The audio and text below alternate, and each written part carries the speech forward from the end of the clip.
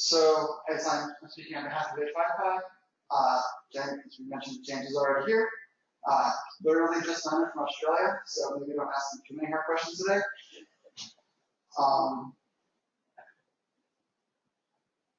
Right.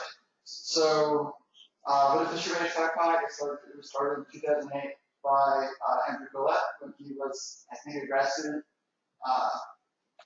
Basically, it's a Cython wrapping of issue 5. Andrew has moved on to other things and is now maintained by the community. So James, myself, Tom Soiber, Matthew Skopatz has come back recently. Actually, there's 3 or 4 other people in this room who have commits in it. So everything's on GitHub. Second link is the docs.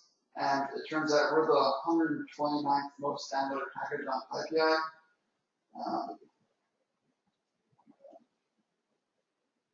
And here. Well, those numbers are kind of absurdly high because a lot. On the bright side, everyone has started using integration. On the downside, that means our download numbers are completely bogus because it's mostly TI jobs. And I think the absolute number of user bases exploded in the last couple of years because Keras and TensorFlow use h5py for their model writing. So that also leads to a lot of interesting MPI bugs reports there.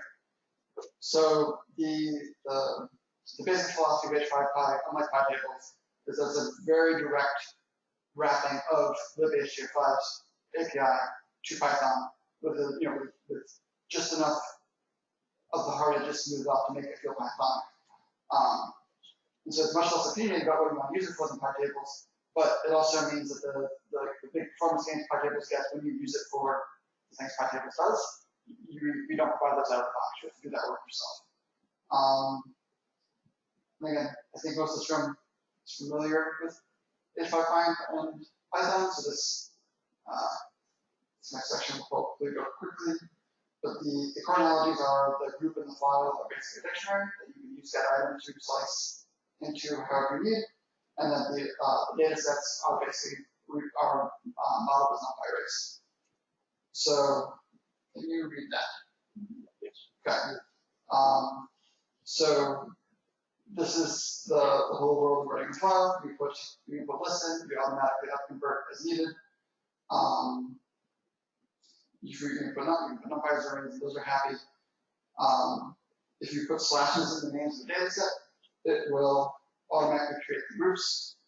And if you need access to all the nonce, there is a create dataset method that gives you this, pass through to almost everything in the dataset creation. I can remember the property list. If you want to get data back out, you do this. You have usable wrappers on them, so you show the file. If you do select square bracket on the files and groups, you get to dig in. If you go list line, you get to the contents.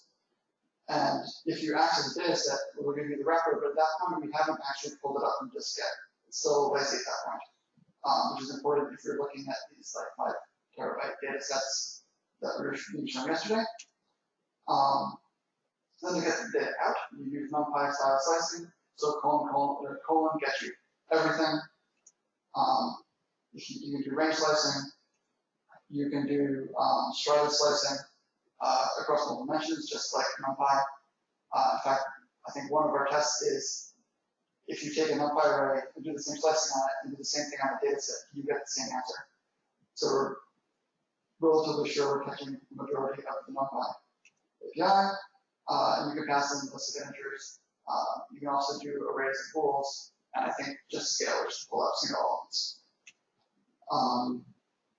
And then to get groups, you can either do repeated square bracket slicing to dig in, or if you put slashes in, we expand that and do what you expect us to do.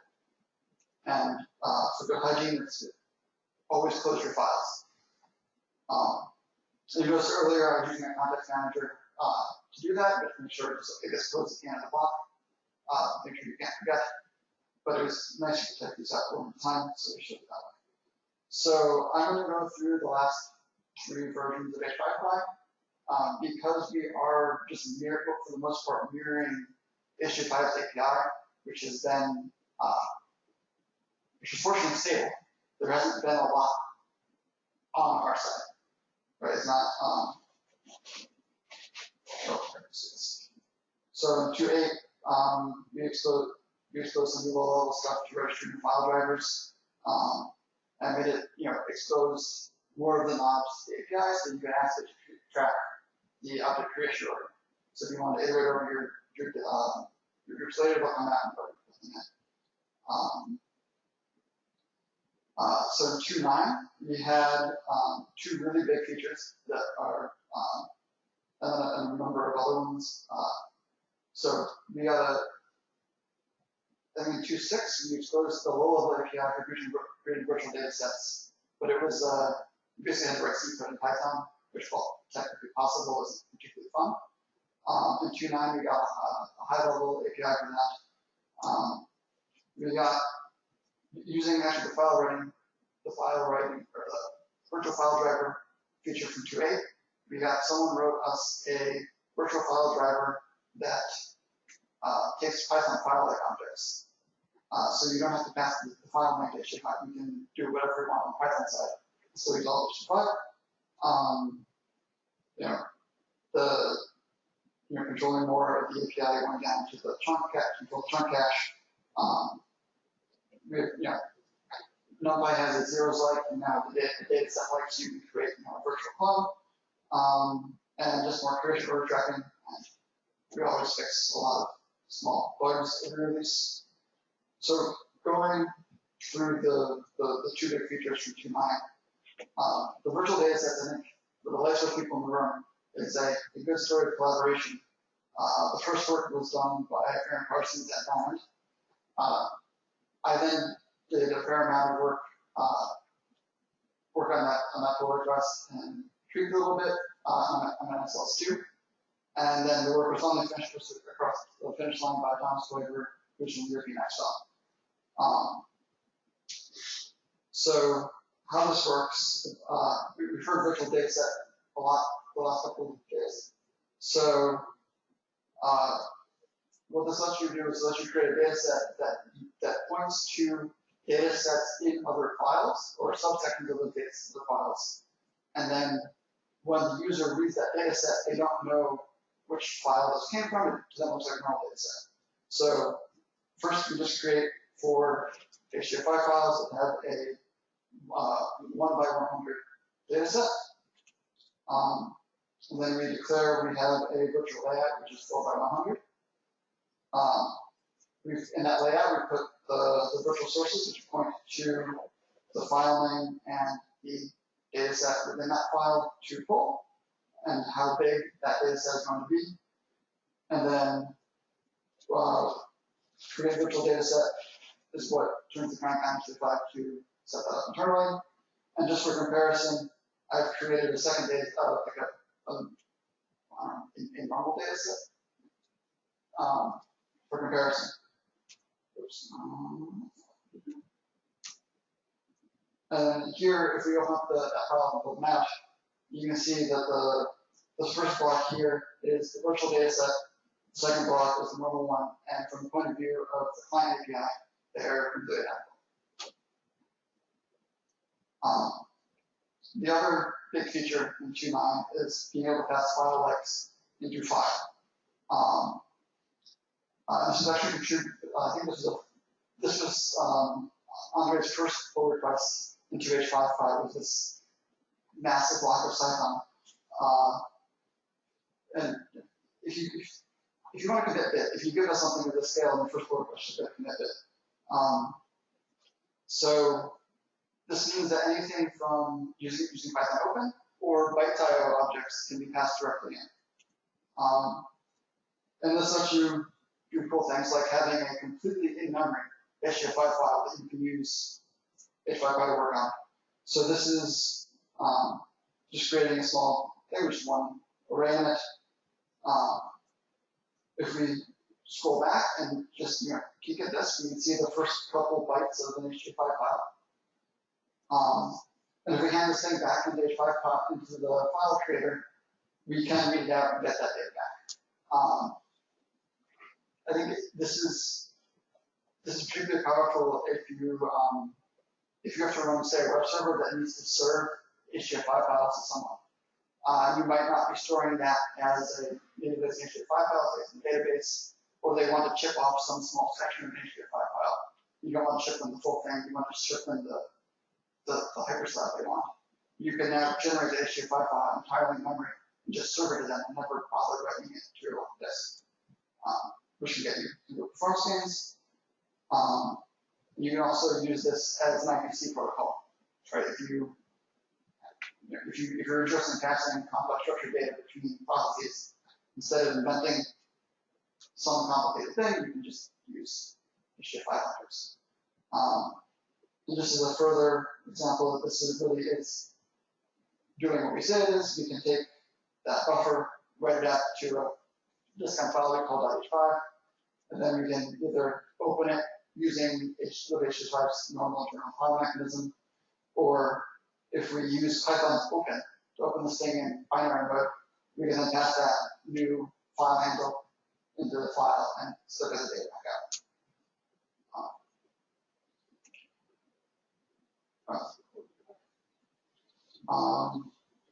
Not sure why that ended up there. All right, so h5py 2.10, I think we did it last week. So this is brand new. This includes,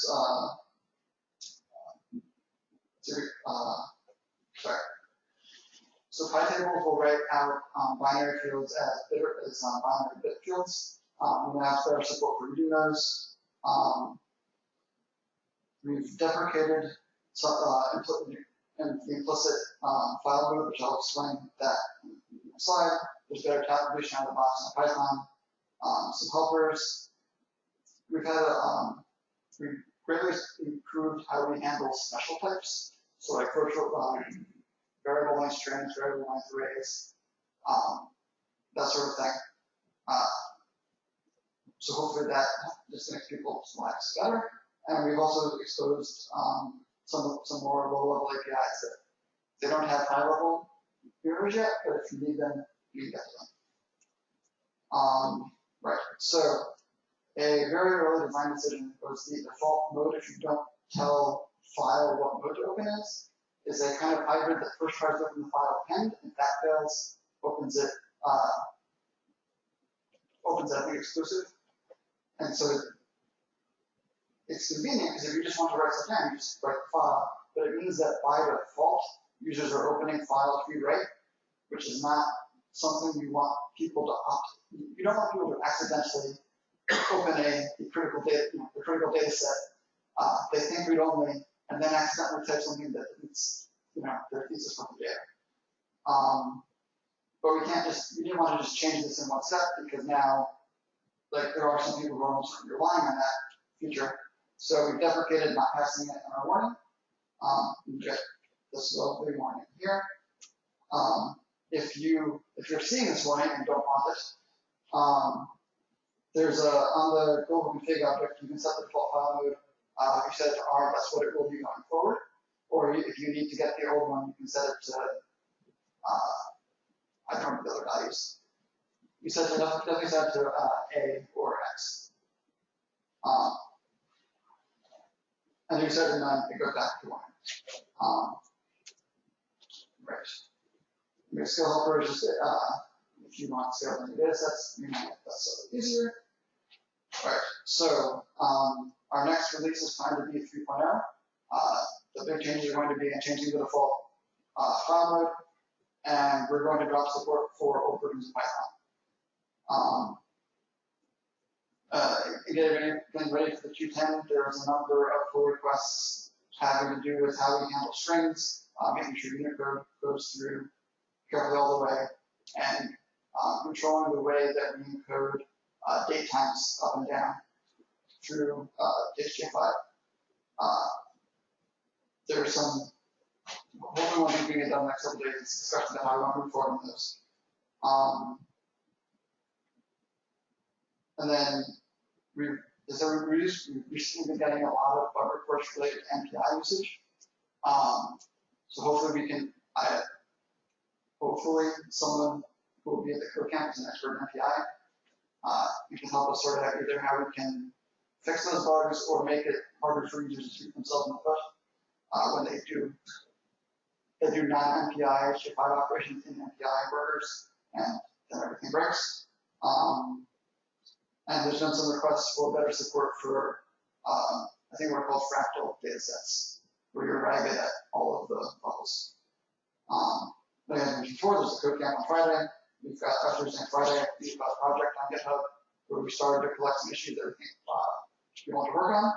And we had issues, we have need for work at every level of expertise. From making the docs clear, there's a number of low-hanging performance tuning where if you just understand, one function, make sure the behavior doesn't change, the performance gets better. Bug fixing and triage. There's some discussion of making sure that the coming 112 release, we start mirroring the methods from that we want to mirror up, particularly the vol work and the API discussion. So if any of that is interesting to you, please come. And with that, are there any questions?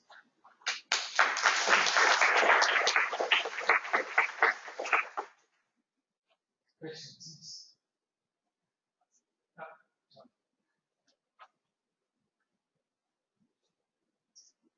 How do you divide up your daytime work between real work and h5py and math? So I guess between so both MATLAB and h5py I use entirely my day job, so I get a fair amount of flexibility to work on those at work, but I'll make something between 10 and 20%, and then I'll often make some weekends. Yeah, because most people who don't know, Tom is also a maintainer of NetPlugin, which is I think the most used plugin. I think science is a lot of work. Yes.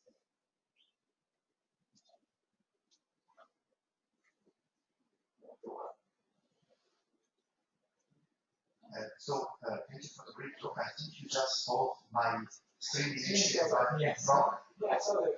If the file gets sent to me as a binary blob, I could wrap it into a byte-sizable object, and then open it with this, right? Correct, but you have to, I don't think you can open it while it's coming to you. So it's wait for the whole thing. Yeah. Thank you very much. I'm so happy that. I want to line walking away. I had another question. Would it be possible to add, because we discussed this a bit, the continuous integration link with the h5 library? Oh yes, that's actually one of the issues tagged for the project is to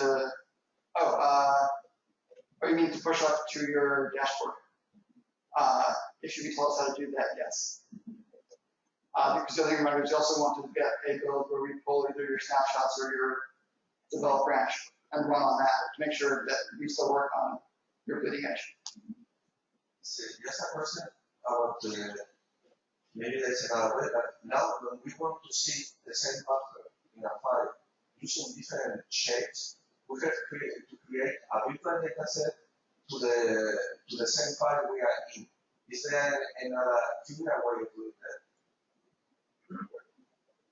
You want to reshape something? Yes, without duplicating the data. For instance, you are saving all your data as all your images in a category, and you would like to see that as a 3D stack and provide the next. You do not want to duplicate that, so that acquisition can write it as data coming, and the visualization could adapt that to be seen in a different way without duplicating the data. At this moment, we can do that, creating a virtual data set, pointing in fact to the same file, and we do not find the late key. So if there would be another way, I have to say that.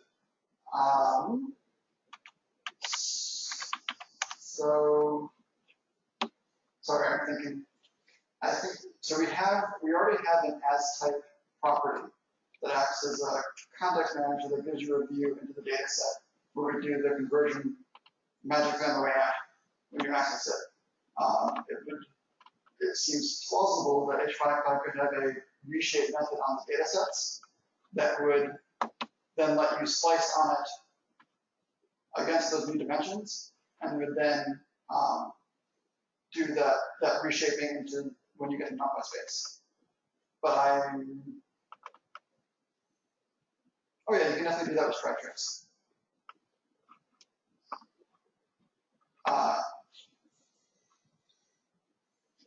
If it's contiguous. So maybe with limitations.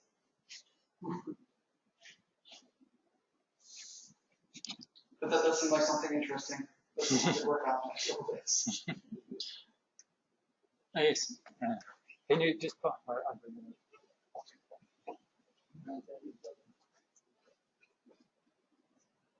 So you talked about the improvement for dead-time objects in h5py 3.0. So is there already something in current version of h5py for dead-time objects? And what if there is, what is the link with NumPy dead-time 64 objects? So currently there is no automatic link. Like if you give h5py dead-time 64 object, it says, I give up, I would use to do this. You can manually mark on that thing somehow that it is dead-time 64, and then cast it in 64 and write it down. And then your application code has to know on the way back out to say, okay, I'm going to open this data set and read it out at 64, and I know I have to cast it back to dead-time 64. What we were discussing is a way to register either per write, with the context manager, or globally, a way to say, when you see dead-time 64, we'll put a mark on it that we understand, and then do that whole cycle for you, so it ends up being transparent. But the concern is, how do you do that in a way that you're sure you're not going to stomp on the user's, anything the user wrote, right? Because if you grab the attribute like, I am a date time, it's entirely possible a user has grabbed I'm a date time for their own purposes, and either you'll break or stomp on there, and like break them in very surprising ways downstream. So I think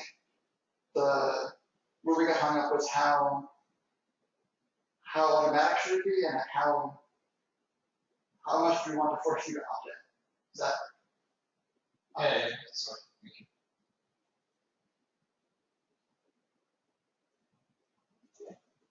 any more? Ample time in the next 2 days. But, okay, I want to thank Thomas again. Thank you.